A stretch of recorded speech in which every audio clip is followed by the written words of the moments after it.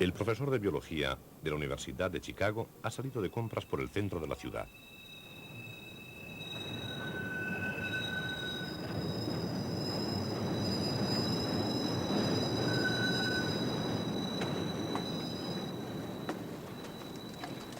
¿Qué es todo eso que lleva ahí? Un machete, una mochila para la selva, medicinas para los trópicos, equipo de pesca. ¿A dónde va con todo eso? No se lo va a creer. Nos vamos a África a buscar dinosaurios. El profesor Roy McCall y su colega, el explorador James Powell, van al Congo porque piensan por los informes que poseen que allí viven dinosaurios o algunos animales que se les parecen mucho. Describen a este animal con el tamaño de un elefante, o al menos con el de un hipopótamo. La cabeza, cuello y cola muy largos. Pies de hipopótamo con 3 garras en cada uno. Ningún animal vivo que conozcamos coincide con esta descripción. El que más se acerca, por extraño que pueda parecer, es un dinosaurio, especie extinguida hace 65 o 70 millones de años. Su parecido es casi perfecto, con ciertos tipos de dinosaurios, particularmente por las 3 garras de las patas. Casi es la marca comercial de ciertos dinosaurios de cuello largo. Me interesé por este asunto en 1976, cuando obtuve una beca de un club de exploradores de Nueva York para estudiar los cocodrilos de las selvas de Gabón, país situado al oeste del Congo. Cuando leí esos informes, decidí investigar por mí mismo entre las tribus de Gabón para ver si coincidían los resultados. Hice una encuesta presentando imágenes de animales. Lo primero les presenté animales que son corrientes en sus selvas. Un elefante, un gorila, un leopardo. Estos animales habitan allí y los conocen. Entonces les presenté una imagen de control de la encuesta. Era la de un oso. En África, por lo que conocemos, no hay osos. Yo les pregunté, ¿conocéis este animal? Ellos respondieron, no, nunca lo hemos visto. Este animal no vive aquí. Luego les enseñé la imagen de este Gaploticus que encontré en un texto escolar sobre los dinosaurios. Pregunté, ¿conocéis este animal? Esta pregunta la hice en varios pueblos diferentes de grupos culturales diferentes, por lo menos de 2 culturas distintas. Las respuestas fueron, es el yamala, conocemos a ese animal, vive en los lagos profundos en medio de la selva. Con unas pruebas tan fuertes sobre la posibilidad de que viviera en el Congo un dinosaurio, encontré motivos suficientes para abandonar Chicago, sus brillantes luces, y marchar al Congo. Impulsada por estos motivos, la expedición de Chicago al Congo sale hacia una aventura desconocida en 1980. Ya que todo funciona, James, me voy a probar el sombrero contra los mosquitos.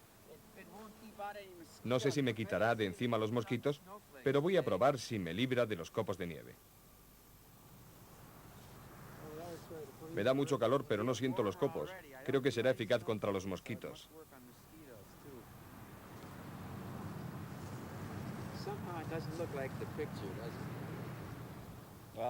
Parece una locura, pero después veremos lo que pasó.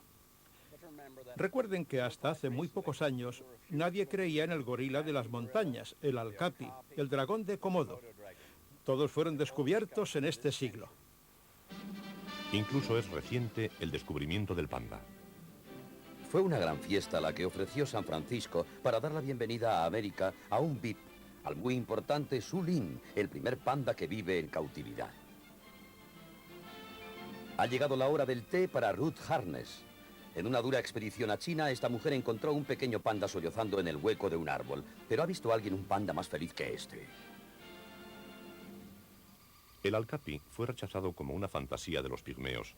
También lo fue el gorila de la montaña hasta que mataron el primer ejemplar. ¿Quién se cree las historias de un asesino con dientes como cuchillos que vive en los desiertos de Australia si no tuviéramos una película del terrible demonio de Tasmania? Es el último ejemplar conocido. Vivía todavía en el Zoo Hobart en 1933. ¿Y quién creería en serpientes que pueden tragarse un mono si no hubiera testigos y hasta fotografías? Esta gigantesca anaconda fue muerta en el Amazonas. Según un periódico de Río, medía 43 metros. Esta otra fue muerta a orillas del río Mojichacu, en Brasil. Cuando esta serpiente, supuestamente de 35 metros, salió del río Oyapoc, llamaron a los soldados para que la mataran. Pero fue en África, en el Congo, donde se descubrió una serpiente sin duda monstruosa que se enfrentó a este piloto de helicópteros, el belga Remy Van Lierde, cuando volvía de una misión en 1959. Como llevaba una cámara a bordo, decidí hacer varias pasadas sobre el agujero donde estaba la serpiente. Di 4 o 5 pasadas sobre él. Llevaba pilotando 25 años y tenía mucha experiencia en medir cosas desde el aire.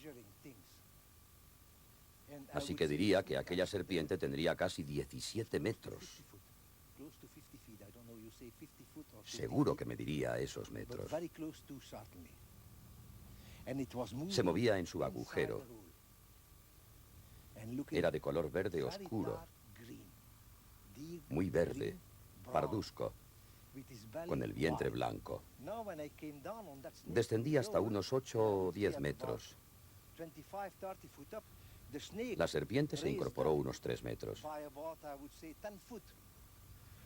La vi muy cerca y muy bien. Su cabeza tenía el aspecto, la compararía con una gran cabeza de caballo, con quijadas largas, triangulares. Estaba levantada hacia mí. Estoy convencido de que si hubiera estado a su nivel, me habría atacado. Diría que su vientre tenía una anchura de al menos 70 centímetros y una longitud de 1 metro. Se hubiera podido tragar a un hombre. Esta es una de las raras ocasiones en que tenemos testigos expertos y fotografías excelentes. El análisis de las formas ampliadas sugiere que este animal mediría al menos 14 metros. Por lo tanto, sí existen serpientes monstruosas. Por otro lado, hace 65 años había un premio establecido por Theodore Roosevelt para la serpiente que midiera más de 10 metros. Estaba dotado con $15.000. Nadie lo ha reclamado todavía. Otro animal controvertido del que existe una fotografía excelente es el mono de Lois. En 1920 aparecieron estos 4 personajes demacrados y desesperados en la jungla de Maracaibo de Venezuela. Eran los supervivientes de una expedición de 20 europeos intrépidos que habían ido al río Catatumbo 3 años antes. Los demás habían muerto víctimas de la fiebre o de las flechas envenenadas de los indios motilones. Uno de ellos, el geólogo Dr. Francis Lois, aún conservaba una fotografía extraordinaria que iba a provocar gran división entre los zoólogos durante 50 años. ¿Era realmente un mono desconocido? Sí, dijo Georges Montandon, el más prestigioso zoólogo francés. Lo bautizó con el nombre de antropoide americano Lois, el mono Lois, aunque no se conocía ningún mono en América.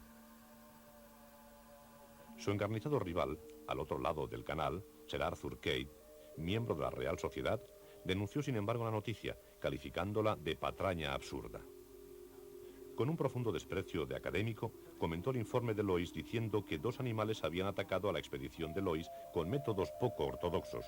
Los animales habían defecado en la mano y habían arrojado el producto contra sus enemigos. Dijo Sir Arthur, ese mono es sencillamente el mono araña sudamericano, pero con la cola cortada o escondida. El doctor Montandon no se dejó intimidar y le pidió a un primo suyo que trabajaba en la Standard Oil de Tulsa, en Oklahoma, que le enviara un contenedor igual al de la fotografía. Sobre el contenedor puso Montandon un mono araña de estatura media y después un francés de estatura normal. Las comparaciones demuestran que el mono de Lois era 1,5 metros más alto. Para Montandon la demostración era convincente. Desde entonces no ha habido más aportaciones sobre el gran mono sudamericano que confirmen o destruyan la teoría del doctor Montandon. Las preguntas continúan. ¿Por qué un geólogo suizo, poco interesado en zoología, iba a molestarse en trucar una fotografía después de haber muerto sus compañeros, de fiebre o asesinados? Por esta razón, si no por otras, sigue el misterio sobre el mono de Lois.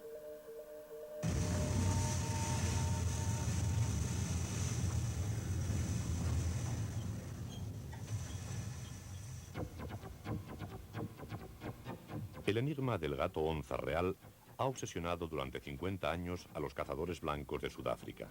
Ahora parece estar cerca la solución. Paul y Lena Bottrell vendieron todo lo que tenían, incluso su casa, para ir en busca de un animal legendario, feroz, con rayas en su piel, parecido a un tigre y que convive con los onza. El onza normal es conocido desde hace 5000 años. Siempre ha sido igual. El Kublai Khan tenía 1000 en sus jaulas y se han hecho pinturas y se han decorado paredes con ellos. Todos los gatos onzas que conocemos son moteados. Se usan para la caza y durante 5000 años no ha habido entre ellos diferencias. Pero de repente, en los últimos 50 años, nos encontramos con un gato onza que tiene la piel rayada y es completamente diferente. Aquí tenemos unas 26 pieles. Se nota que todas son absolutamente iguales, raya aquí y la parte final anillada, igual que el tigre, que es un gato con rayas en la piel. Los Bottrell alquilaron un globo para observar silenciosamente sobre la maleza hasta que en la frontera con Mozambique dieron con su presa. Por fin, en Kruger Park, encontramos un gato onza real, vivo. Llevaba aquí un montón de años sin ser visto por nadie. No había sido fotografiado ni filmado. Esta es la única película de onza real de piel rayada. Aquí se le ve corriendo con onzas moteados.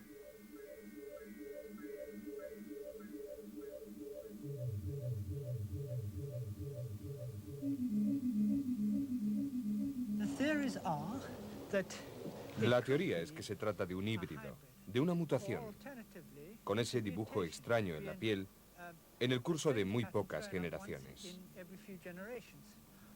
También existe otra teoría. Es una especie que ha evitado siempre al hombre y que habita en el área de Rhodesia, Mozambique, Suráfrica, Mozambique.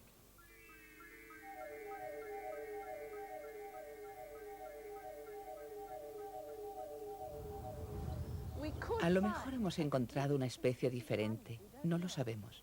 Pero esto nos impulsa a seguir investigando y a intentar resolverlo. ¿Es esta una filmación de una pequeña cría del legendario dragón de Nueva Guinea? Se dice que este dragón mata perros y wallabies y que puede alcanzar los 7, los 10 o los 15 metros. En 1979 se mató un ejemplar de 2 metros a las orillas del río Fly. El naturalista Ian Redmond se decidió a buscar un ejemplar adulto. Delimitamos con estacas unos charcos de agua. El lagarto tenía que venir todos los días a beber. Nos colocamos en el lecho del río, junto a uno de los charcos, por debajo del nivel del suelo del bosque. Un día estábamos un compañero y yo alejados unos 90 metros. Yo estaba sentado junto a un charco y mi compañero junto a otro. Llevábamos allí varias horas y no pasaba nada. Serían las 10 de la mañana cuando oí pasos. En el suelo del bosque hay siempre muchas hojas y se oye muy fácilmente el chasquido más leve. Si se oye el reptar de un lagarto, suena como algo que se arrastra, no como pasos. Por eso pensé que sería mi compañero que estaría jugando, intentando caer sobre mí. No sé, pero parecían ruidos muy cautelosos. Naturalmente, decidí echar un vistazo en ese momento. Como cada vez los ruidos se oían más cerca, quise saber si eran pasos de una persona o de un animal. Me incorporé silenciosamente. Mis ojos llegaban al borde de la orilla. A unos 3 metros había un tronco y asomándose por encima de él vi una gran cabeza de lagarto. No pude ver el cuerpo, pero le vi la cabeza y los hombros. Eran mucho más grandes que cualquiera de los lagartos que había matado, así que me agaché para coger mi cámara y entonces el lagarto desapareció. Los japoneses organizaron otra cacería de un gigantesco animal desaparecido y emplearon en ella toda la tecnología más avanzada.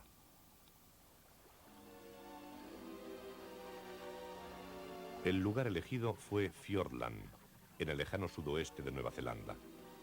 Buscaban el pájaro más grande que ha existido, el moa, de 4 metros de altura.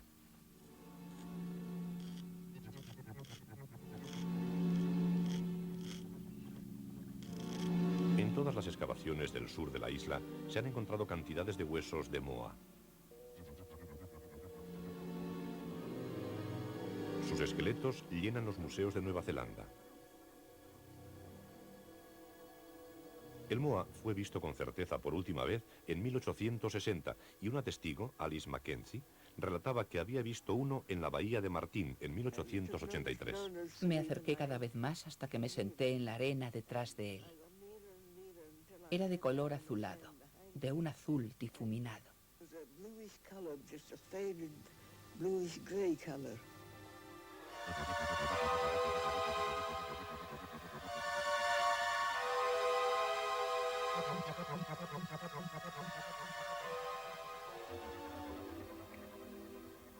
Con la ayuda de una computadora, partiendo de la estructura del cuello y de la cabeza, los japoneses reconstruyeron con gran ingenio lo que creyeron que sería la voz del moa.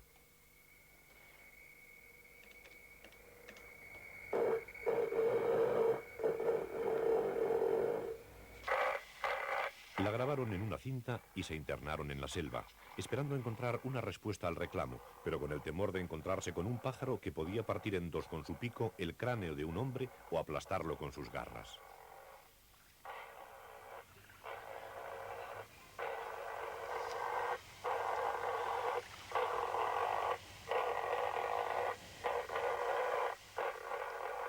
Desgraciadamente, no hubo respuesta al reclamo.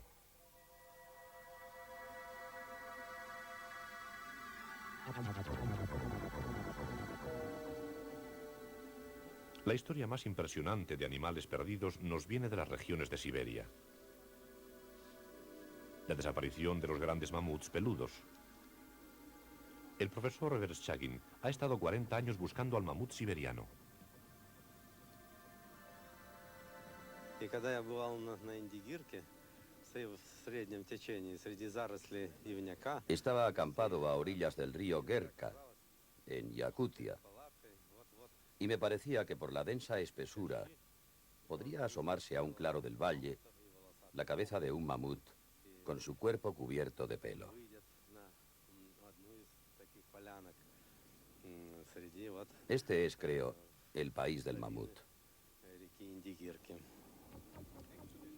En sus expediciones a Yakutia, en el lejano norte de Siberia, el profesor Vereshchagin y otros científicos soviéticos han encontrado colmillos y huesos de cientos y miles de mamuts que parece que perecieron en una gran catástrofe.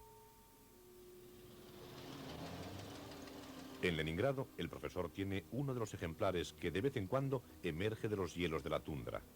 Un mamut completo conservado en perfectas condiciones durante 10.000 años. Este es el de Berezovka, por el sitio en que se encontró. Debió de caer en un precipicio y se asfixió. И вот эта внезапная смерть, она подтверждается несколькими фактами. У него сломан был Tenía таз, rota la pelvis во рту y aún había en su boca restos de comida, una mata de hierbas sin masticar. непережеванная еще трава. Siempre ha habido rumores de que en Siberia aún vivían mamuts. En 1977, unos mineros siberianos encontraron una cría de mamut en perfectas condiciones. Con gran entusiasmo la llevaron al Museo de Leningrado. Pero el profesor Vereshchagin está seguro de que murió por lo menos hace 10.000 años. Первобытная орда производила охоту A la madre la mataron probablemente unos cazadores. на мамонтенка. Мамонтенок успел La cría está herida por espada en la pata derecha. копьем или дротиком вправо. Logró escaparse, pero murió de inanición. El descubrimiento de la cría de mamut ha suscitado una posibilidad aún más exótica que la idea de que existan todavía mamuts vivos.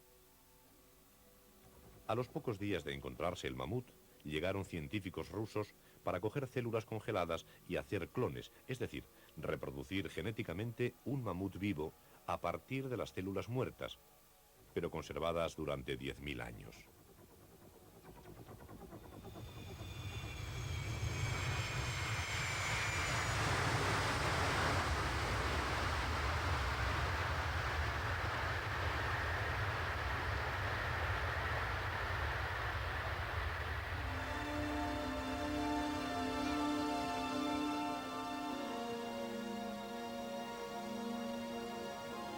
Mientras tanto, han llegado desde el Congo al aeropuerto Kennedy los intrépidos cazadores de dinosaurios. La expedición al Congo ha sido la más dura que he hecho en mi vida, pero ha merecido la pena.